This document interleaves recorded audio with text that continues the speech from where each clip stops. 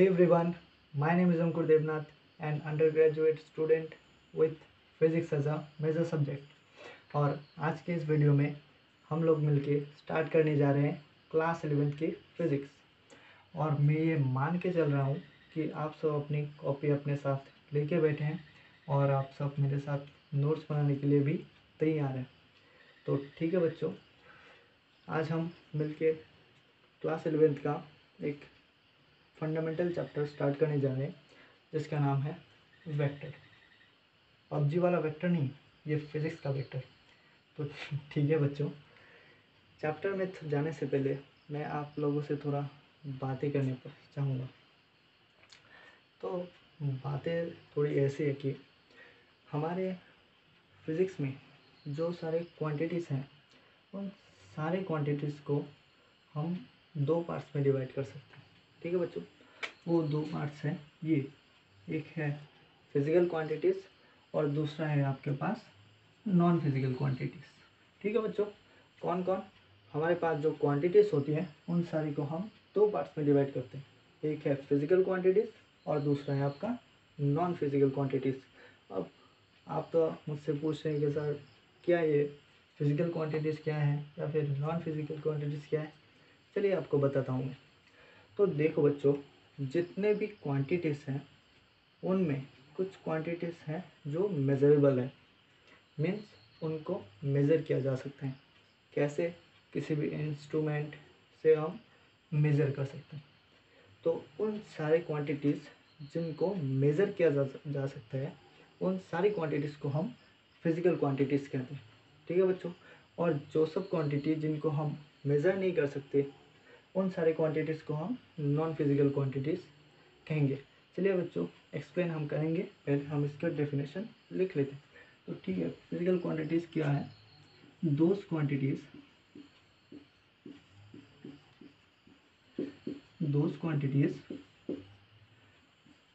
which can be measurable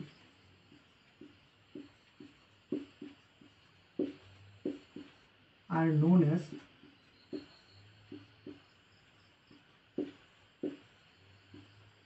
physical quantities। ठीक है, those quantities which can be measurable are known as physical quantities। जैसे कि मास हो गया, वेलोसिटी हो गया, फोर्स हो गया, इन सारी क्वांटिटीज़ को हम मेज़र कर सकते हैं। तो ये फिजिकल क्वांटिटीज़ हो गए, जैसे कि मास, आपका फोर्स, फिर आपका वेलोसिटी, ये सारे फिजिकल क्वांटिटीज़ है। ठीक है, अब चलो बच्चों बात करते हैं नॉन फिजिकल क्वांटिटीज़ के बारे में। तो बच्चों हमने बोला कि those quantities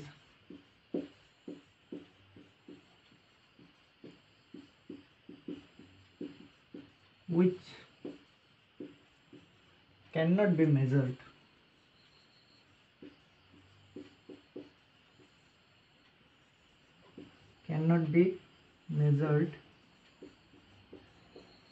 are known as non-physical quantities, are known as non-physical quantities। ठीक है, जिन सारी क्वांटिटीज़ को हम मेज़र नहीं कर सकते उन सारी क्वांटिटीज़ को हम नॉन फिजिकल क्वांटिटीज़ हैं। तो ये क्या है? इसको हम ऐसे समझ सकते हैं, लेकिन मान लीजिए कि आप सब ऑडियंस के बीच में या फिर बच्चों के बीच में कोई एक प्यारा सा बच्चा है जिसका नाम है कल्लू। तो भाई आप कल्लू एक दिन अपने दोस्त से बातें शातें करके जा रहा था घर की तरफ। तो वो तो अपने मोबाइल पर व्यस्त था, उसने देखा नहीं रास्ते पर और उसका ठोकर लग गया एक बड़ा पत्थर से। तो वो क्या करने लगा, पत्थर पे जैसे उसका पैर लगा वो चिल्लाने लगा, जिससे जितने भी आसपास के लोग थे वो सारे वहाँ पर इकट्ठा हो गए और वो सारे कल्लू को पूछने लगे कि हाँ कल्लू, तुझे क्या हुआ क्या हुआ क्या हुआ? तो कल्लू क्या उसको बता पाएगा कि हाँ चाचा जी, मुझे इतना दर्द हो रहा है या फिर इतना दर्द हो रहा है? वो तो ऐसा नहीं बता पाएगा। वो सिंपली क्या कहेगा कि हाँ मुझे इतना दर्द हो रहा है, तो वो उस दर्द को या मीन्स पेन को मेज़र नहीं कर सकता। तो वो क्या हो जाएंगे, वो नॉन फिजिकल क्वांटिटीज़ में हम आ जाएगा। जैसे कि पेन, फिर आपका लव हो गया, ठीक है, फिर इमोशन हो गया, ये सारे आपके नॉन फिजिकल क्वांटिटीज़ में काउंट होते हैं, ठीक है। तो लिखिए बच्चों। तो चलो बच्चों, अब हमने जो इन दो पार्ट को सब डिवाइडेड किया, इनमें से इस नॉन फिजिकल क्वांटिटीज़ को छोड़ देते हैं, सिर्फ बात करते हैं इन क्वांटिटीज़ पे जो है फिजिकल क्वांटिटीज़, ठीक है। तो इन फिजिकल क्वांटिटीज़ को फर्दर टू पार्ट्स में डिवाइड किया गया, जो है स्केलर्स एंड वेक्टर्स। हाँ, अब समझ आया कि वेक्टर्स कहाँ से आए, समझे। फिजिकल क्वांटिटीज़ को हम दो पार्ट्स में डिवाइड कर सकते हैं, ठीक है। कौन कौन से, एक है आपके scalars and other is vectors. तो चलिए अब हम डेफिनेशंस भी देख लेते हैं। तो स्केलर्स क्या है? स्केलर है दोज क्वांटिटीज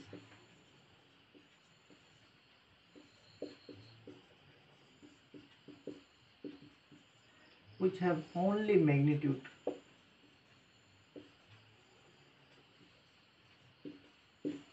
only magnitude। मतलब स्केलर वो क्वांटिटीज होते हैं जिनके पास सिर्फ मैग्नीट्यूड होता है, ठीक है। मतलब इनके पास सिर्फ एक मैग्नीट्यूड होगा, उन्हीं को हम स्केलर क्वांटिटीज कहते हैं, ठीक है। और स्केलर क्वांटिटीज़ की कोई भी स्पेसिफाइड डायरेक्शन नहीं होता है, ठीक है। ये भी लिख लेते हैं, it has no specified direction, ठीक है। और एक तीसरा चीज़ लिख लीजिए, it follows simple algebra. Simple algebra क्या बच्चों, हमारा जो इन जनरल अलजेब्रा है, मतलब 2+3 5, 1+2 3, इन अलजेब्रा को हम सिंपल अलजेब्रा कहते हैं। तो ये स्केलर क्वांटिटीज सारे सिंपल अलजेब्रा को फॉलो करते हैं, ठीक है। इट फॉलोज सिंपल अलजेब्रा, ठीक है बच्चों, देख लीजिए। अब हमने तो डेफिनेशन भी देख लिया और प्रॉपर्टीज भी देख ली, अब हम देखते हैं इसके एग्जांपल्स। तो बच्चों, स्केलर क्वांटिटीज में एग्जांपल है जैसे कि हमारा मास हो गया, फिर आपके पास लेंथ हो गया। ये जो सारी क्वांटिटीज़ हैं उनके पास सिर्फ एक मैग्नीट्यूड ही है, इनके पास कोई स्पेसिफाइड डायरेक्शन नहीं। तो ये क्या है, ये सारे स्केलर क्वांटिटीज़ हैं। तो हमने तो बच्चों स्केलर क्वांटिटीज़ को निपटा लिया अच्छे से। अब बढ़ते हैं हम वेक्टर क्वांटिटीज़ की तरफ। तो ठीक है बच्चों, वेक्टर क्या है? वेक्टर क्वांटिटीज़ वो क्वांटिटीज़ हैं जिनके पास मैग्नीट्यूड और डायरेक्शन दोनों चीज़ें है, ठीक है। तो डेफिनेशन लिख लेते हैं। The quantities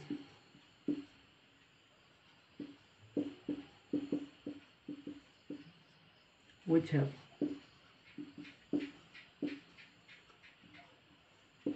both magnitude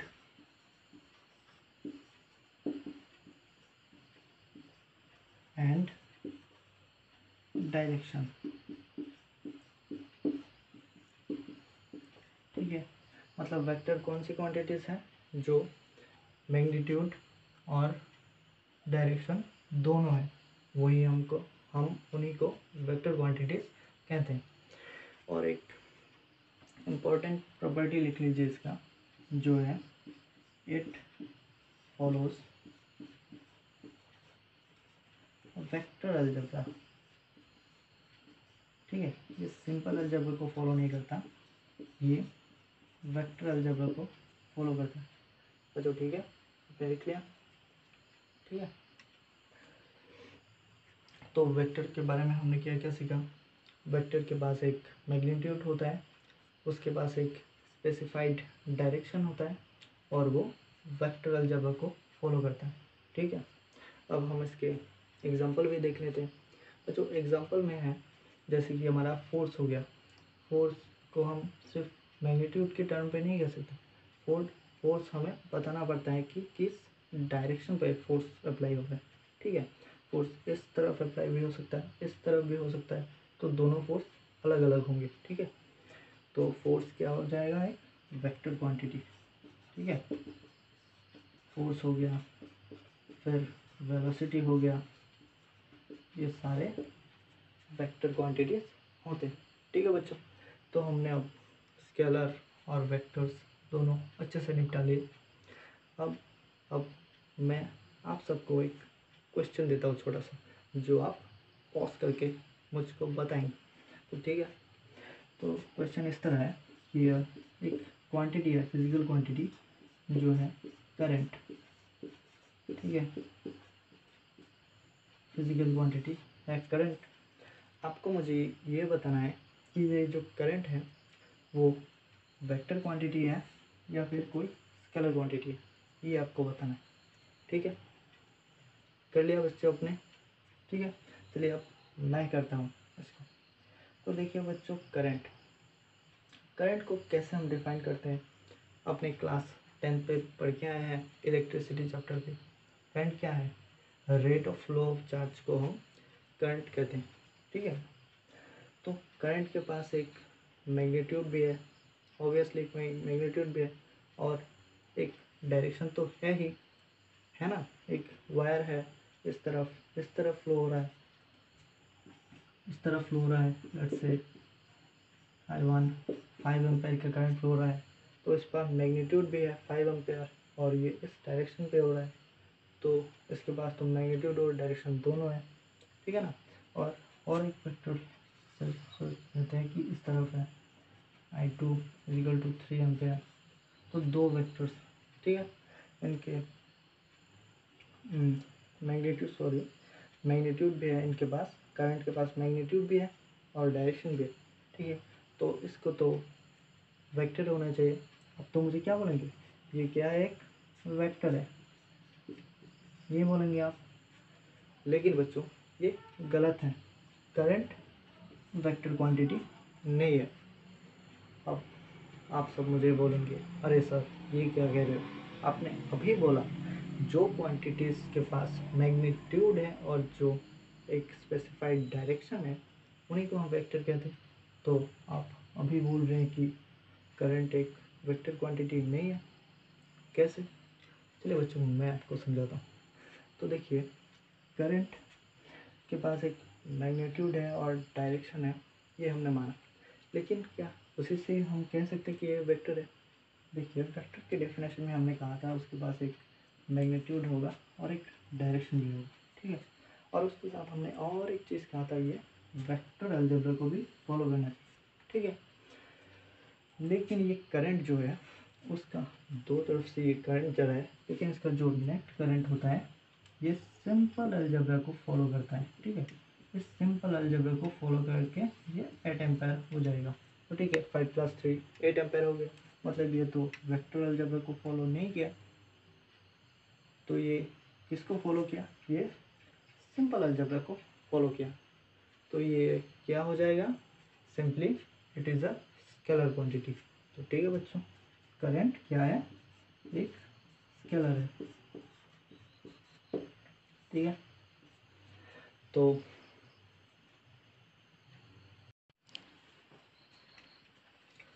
चलिए बच्चों, अब हम अपने वेक्टर के सफ़र में नए टॉपिक पर चलते हैं, जिसका नाम है रिप्रेजेंटेशन ऑफ वेक्टर्स। तो इस टॉपिक पे हम वेक्टर को रिप्रेजेंट करना सीखेंगे। तो बच्चों, वेक्टर को हम सिंपली रिप्रेजेंट करते हैं किसी भी एक एरो से। लेट्स से एक एरो है with initial position O and final position P.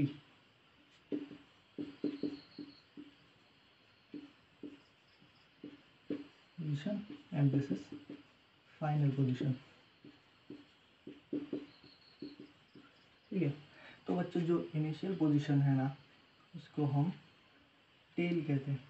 ठीक है, जो इनिशियल पोजीशन है हम इसको टेल कहते हैं और जो फाइनल पोजीशन है उसको हम हेड कहते हैं। ठीक है बच्चों, किसी भी एक वेक्टर को हम कैसे रिप्रेजेंट करते हैं? एक एरो से।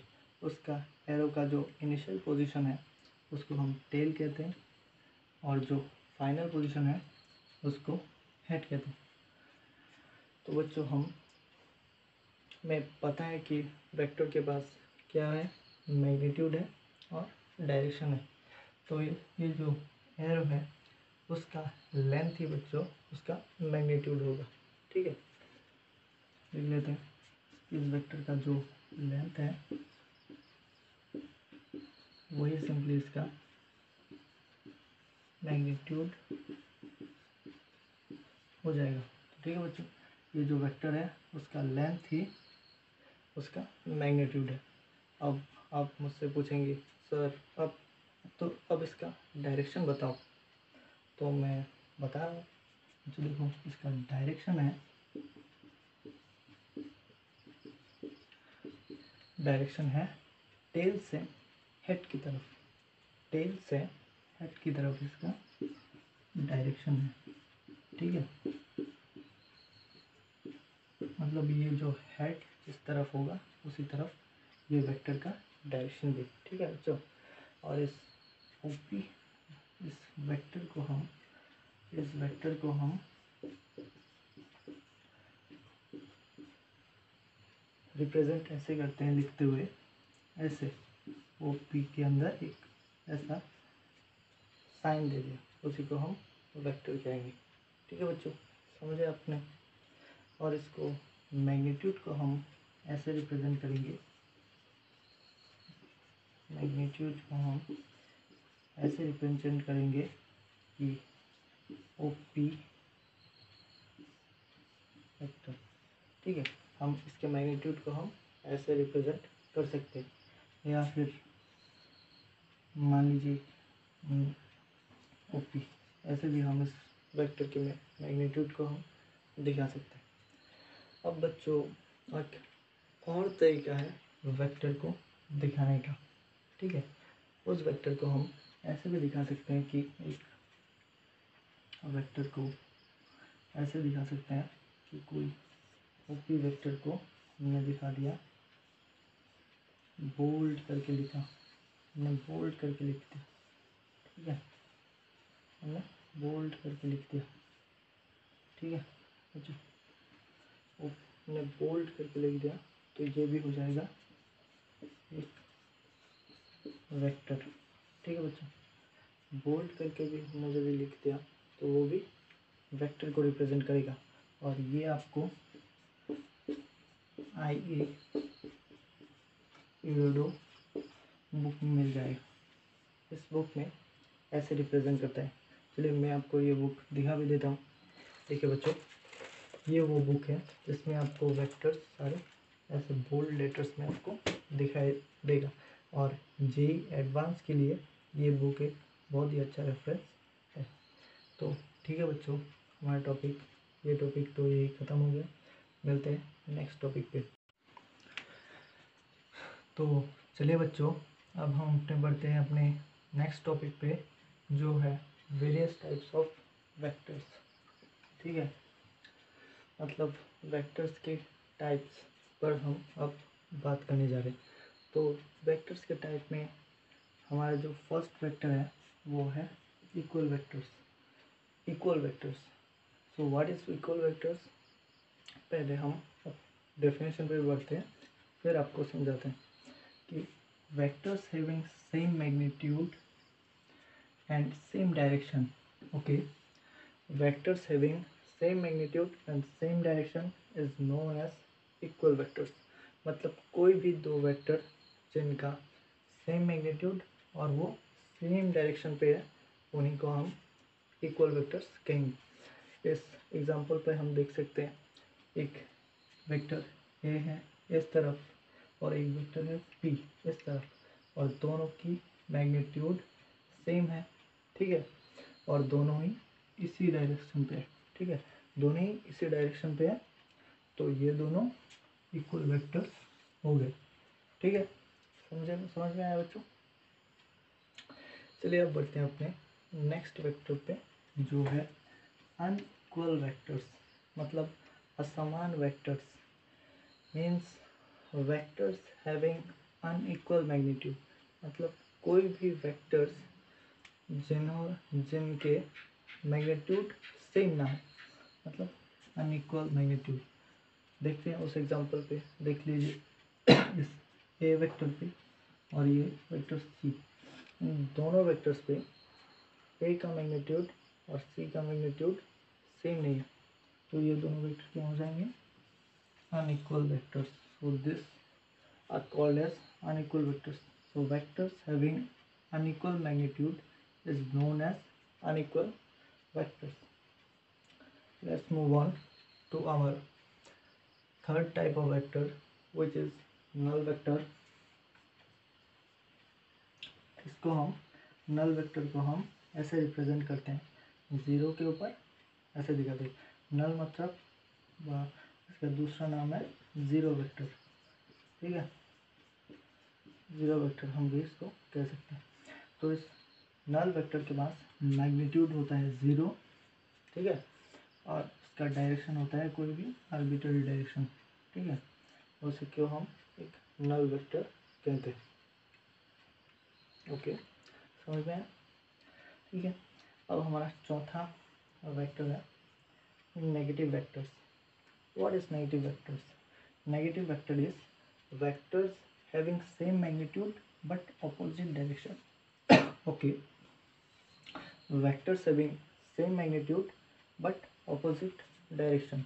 इस एग्जांपल पर आप देख सकते हैं, देखिए ए का मैग्नीट्यूड इस तरफ है, सॉरी ए का डायरेक्शन इस तरफ है और इस माइनस ए का डायरेक्शन इस तरफ है, लेकिन ये दोनों का मैग्नीट्यूड सेम होगा बट डायरेक्शन अपोजिट है, तो इन दोनों को हम क्या कहेंगे? Negative vectors. समझ में आया आपको? मतलब vectors having same magnitude but opposite direction, कोई भी दो वेक्टर जिनके मैग्नीट्यूड तो सेम है बट वो किस तरफ है? दोनों अपोजिट डायरेक्शन में, दोनों अपोजिट डायरेक्शन में, उन्हीं को हम नेगेटिव वेक्टर्स बोलते हैं, ठीक है।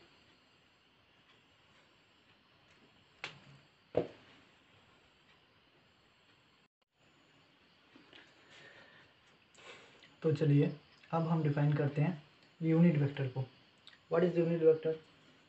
पहले हम यूनिट वेक्टर की डेफिनेशन देखते हैं, उसके बाद हम उसको एक्सप्लेन करेंगे। A vector having unit magnitude, a vector having unit magnitude, unit magnitude मतलब होता है उसका मैग्नीट्यूड वन और यूनिट ही है, मतलब एक है, उसका मैग्नीट्यूड वन है, is defined as unit vector. मतलब कोई भी ऐसा वेक्टर जिसका मैग्नीट्यूड वन होगा उसको हम यूनिट वेक्टर कहते हैं। और इस क्यों ज़रूरत पड़ी हमें ये यूनिट वेक्टर की? यूनिट वेक्टर का सिंपल एक वर्क होता है, वो है डायरेक्शन को रिप्रेजेंट करना। तो यूनिट वेक्टर का वर्क क्या है? रिप्रेजेंट डायरेक्शन, ठीक है, डायरेक्शन को रिप्रेजेंट करना यूनिट वेक्टर का वर्क है। अब मान लीजिए कि कोई वेक्टर ए ऐसे डिफाइंड है कि A is a vector X I cap plus Y J cap plus Z K cap. सुतरां unit vector is defined as this formula, एक कैप, इसको हम कैप कहते हैं, ठीक है, इसको हम कैप कहते हैं। A cap is equal to vector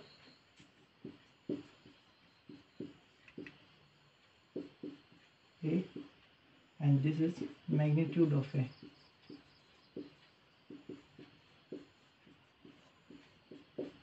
ठीक है। यूनिट वेक्टर का फॉर्मूला क्या होता है? Unit vector simple is equal to vector by mod of vector, ठीक है, और इसको हम ऐसे दिखाते हैं, A cap is equal to X I cap plus Y J cap plus Z cap means वो वेक्टर डिवाइडेड बाई उसका मैग्नीट्यूड, और इसका मैग्नीट्यूड होता है इसका स्क्वायर प्लस इसका स्क्वायर प्लस इसका स्क्वायर। तो बच्चों को मुझे लगता है कि आपको यूनिट वेक्टर अच्छे से समझ आया होगा, तो थैंक यू। चलिए बच्चों, हमारे नेक्स्ट टॉपिक की तरफ बढ़ते हैं, और हमारा नेक्स्ट टॉपिक है सम प्रॉपर्टीज ऑफ वेक्टर्स।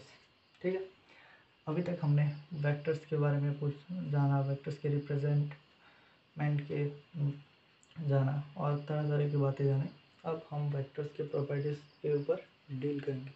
तो उस पर डील करने से पहले मैं आपसे एक क्वेश्चन पूछना चाहूँगा कि देखिए यहाँ पर एक वेक्टर है, ए वेक्टर, ठीक है, इस वेक्टर है, इस वेक्टर को अब मैंने क्या किया, उसको मैंने पकड़ा और पकड़ के यहाँ पर लिया है।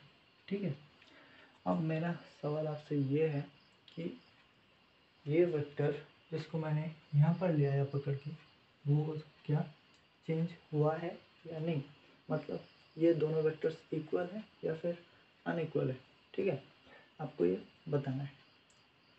तो देखो बच्चों, किसी भी वेक्टर को हम कैसे देखते हैं, वेक्टर का पहले हम मैग्नीट्यूड देखते हैं और उसके बाद हम उसका डायरेक्शन देखते हैं। यदि वो अलग अलग होता है तो वो अनइक्वल होता है। ठीक है, तो देखिए इस वेक्टर का तो मैग्नीट्यूड सेम ही है इस वेक्टर की तरफ। ठीक है, मैग्नीट्यूड तो सेम है इस दोनों वेक्टर्स का, और इन दोनों का डायरेक्शन भी दोनों इसी तरफ ही रिप्रेजेंट कर रहे हैं। मतलब इस वेक्टर का ना ही मैग्नीट्यूड में चेंज आया और ना ही डायरेक्शन में चेंज आया। तो हम कैसे कह सकते हैं कि ये दोनों वेक्टर्स अलग अलग है? ये तो हम नहीं कह सकते। तो बच्चों, हमारा फर्स्ट प्रॉपर्टी यही कहता है कि if a vector is parallelly shifted without rotating, मतलब हमारा जो वेक्टर है वो यदि पैरेलली शिफ्ट करता है विदाउट रोटेटिंग, रोटेट किए बिना यदि वो पैरेलली शिफ्ट करता है, then the vector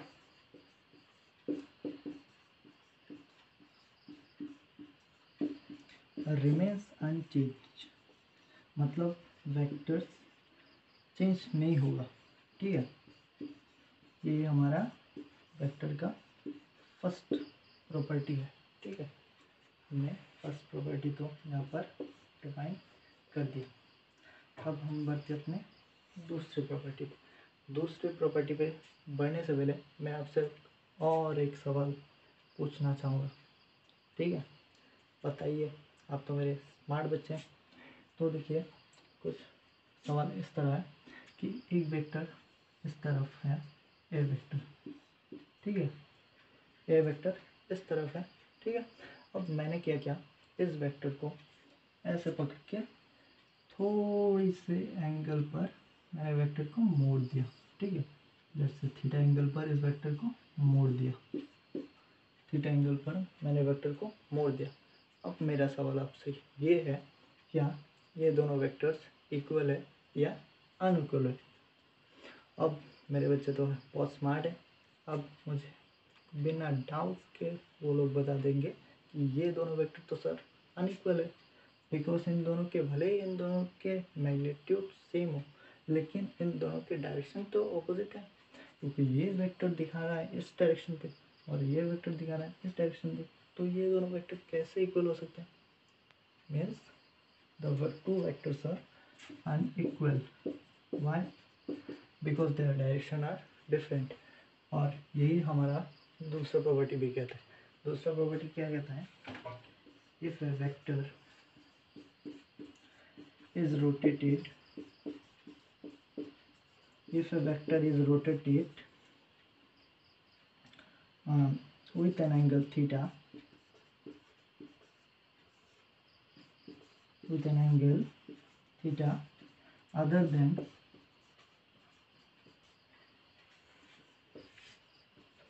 integral multiple of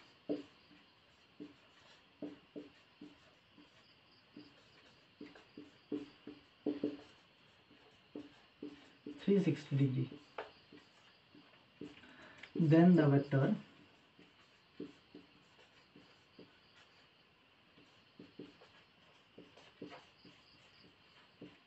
will change.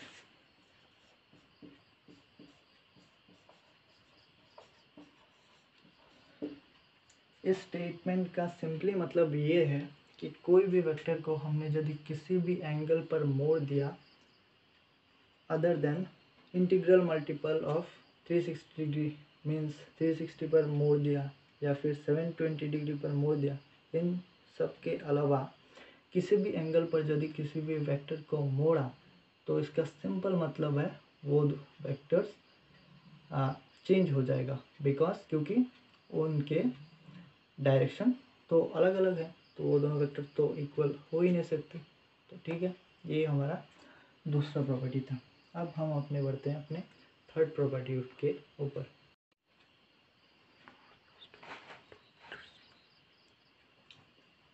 चलिए बच्चों, अब देखते हैं हम वेक्टर्स का थर्ड प्रॉपर्टी, जो कहता है for two vectors to be equal, कुछ प्रॉपर्टीज है कि दो वेक्टर्स कब इक्वल होंगे, उनके कुछ प्रॉपर्टीज है। और कैसे है? फर्स्ट, दे मस्ट हैव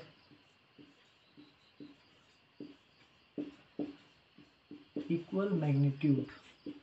ठीक है, मतलब दोनों वेक्टर का मैग्नीट्यूड इक्वल होना चाहिए, तभी वो दोनों वेक्टर इक्वल वेक्टर कह पाएंगे। अब और एक है, जिसमें है दे मस्ट हैव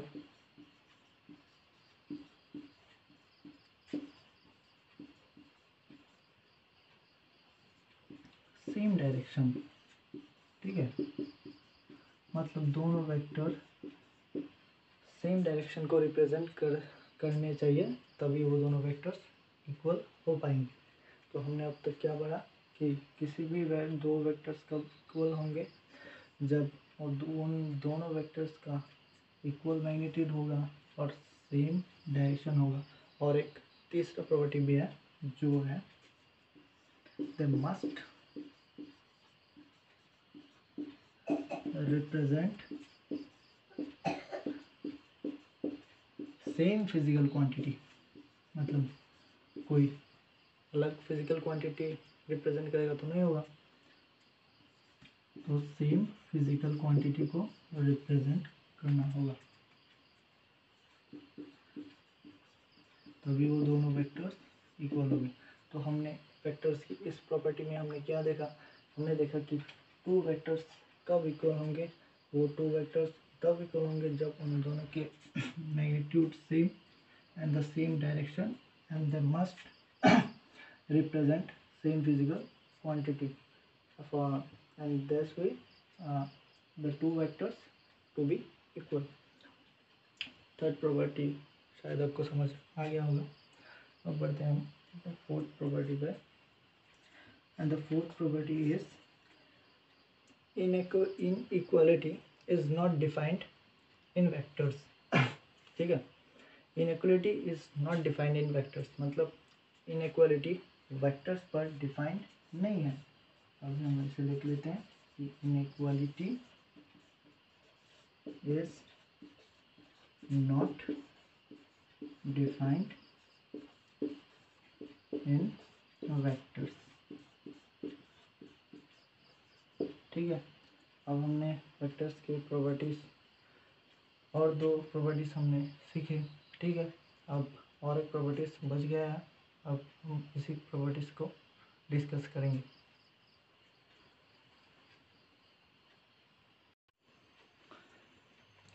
तो चलिए बच्चों, अब हम वेक्टर्स का लास्ट प्रॉपर्टी डिस्कस करते हैं, और ये प्रॉपर्टीज़ बहुत ज़्यादा इम्पोर्टेंट है, और ये प्रॉपर्टी है दो वेक्टर्स के बीच में एंगल कितना क्रिएट होता है उसको कैसे निकालते हैं उसके ऊपर। तो देखिए बच्चों, दो वेक्टर्स के बीच में जो एंगल है उसको हम ऐसे निकाल सकते हैं। तो फिफ्थ प्रॉपर्टी लिख लिए, to find the angle between two vectors just add their tails। मतलब कोई भी जो यदि दो वेक्टर्स होते हैं तो और आपसे उसे कहा जाए कि इन दोनों वेक्टर्स के तरफ से आप इन दोनों वेक्टर्स के बीच में आप एंगल निकालिए, तो सिंपली आप उन दोनों वेक्टर्स के टेल को जोड़ दीजिए और देखिए जे उन दोनों टेल्स के बीच में कितना एंगल क्रिएट हो रहा है, और वही एंगल उन दोनों वेक्टर्स के बीच का एंगल होगा। उसको हम ऐसे समझ सकते हैं कि लेट्स से ऐसे एक वेक्टर है A vector and here is another vector B vector. ठीक है, एक ए वेक्टर है इस तरफ और एक बी वेक्टर है इस तरफ। तो देखिए इन दोनों के टेल तो जॉइन ही है। ठीक है, जॉइन है। अब यदि हमें कहा जाए कि find angle between A and B, find angle between A and B, तो हम कैसे निकाल लेंगे? हम सिंपली बोल देंगे कि यहाँ पर जो एंगल क्रिएट हो रहा है थीटा, वही ए और बी का एंगल है। ठीक है, अब समझ आया होगा। किसी भी दो वेक्टर्स के बीच में एंगल निकालने के लिए आपको उन दोनों वेक्टर्स के टेल को ज्वाइन करना पड़ेगा, और टेल को ज्वाइन करने के बाद जो एंगल क्रिएट होगा वो एंगल ही सिंपली उन दोनों वेक्टर्स का एंगल ऑफ टू वेक्टर्स होते हैं। ठीक है, अब मैं आप सबको एक एग्जांपल दूंगा और उस एग्जांपल को आपको पॉज करके करना है और आपसे देखना है कि आपसे वो क्वेश्चन हो पाता है या नहीं। तो ठीक है, ले लीजिए क्वेश्चन।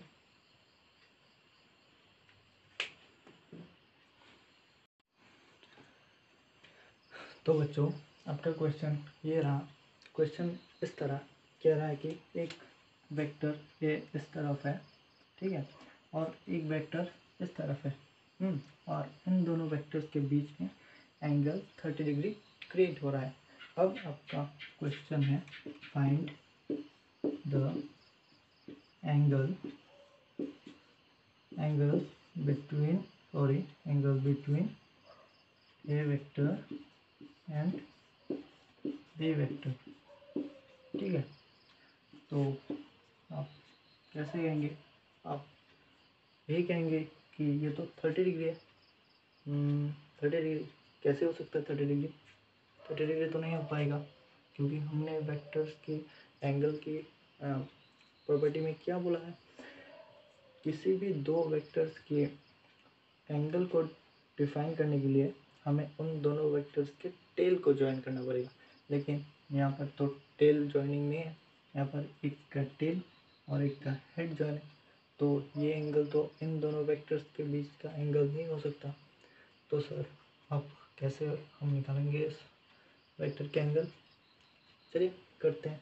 तो हमें इसका एंगल निकालने के लिए हमें हमारी वेक्टर्स की तो पहली प्रॉपर्टीज हमें याद है कि क्या बोला था हमने पहली प्रॉपर्टीज में? हमने बोला था किसी भी वेक्टर्स को पैरेलली शिफ्टेड किया जा सकता है विदाउट रोटेटिंग, तो वो वेक्टर चेंज नहीं हो सकता, चेंज नहीं होता। मतलब हम इन दोनों में से किसी भी वेक्टर को पैरेलली शिफ्ट कर सकते हैं। तो किसी भी आप वेक्टर्स को कर सकते हैं, जैसे कि ए को मैंने फिक्स कर दिया, ये तो इस तरफ है।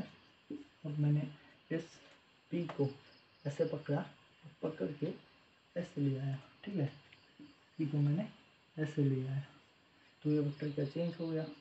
आपने कहा सर नहीं हुआ, क्योंकि ये वेक्टर तो मैग्नीट्यूड में भी सेम है और दोनों सेम डायरेक्शन भी शो कर रहे हैं, तो ये दोनों वेक्टर्स तो सेम ही वेक्टर्स हैं। तो अब देखिए ए और बी के वेक्टर्स में दोनों वेक्टर्स के बीच में एक एंगल क्रिएट हो गया है और हमारा आंसर भी यही है। लेकिन सर थीटा कैसे बाहर निकालेगा। तो ये हम कैसे निकालेंगे, मान लीजिए यहाँ पर एक सरफेस है, हमें तो ये एंगल दिया गया है क्योंकि ये तो ए ही मान लीजिए, तो ये कितना दिया गया है 30 डिग्री।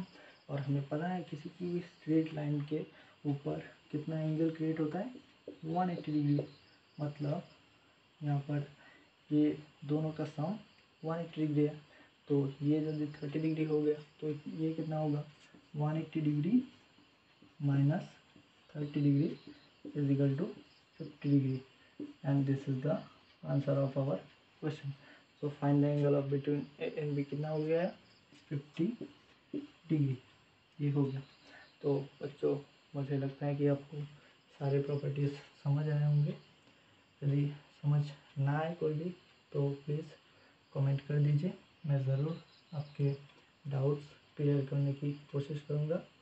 और आप प्लीज़ मेरे वीडियो को लाइक कर दीजिए, चैनल को सब्सक्राइब कर दीजिए और मुझे सपोर्ट करते रहिए। ठीक है, धन्यवाद।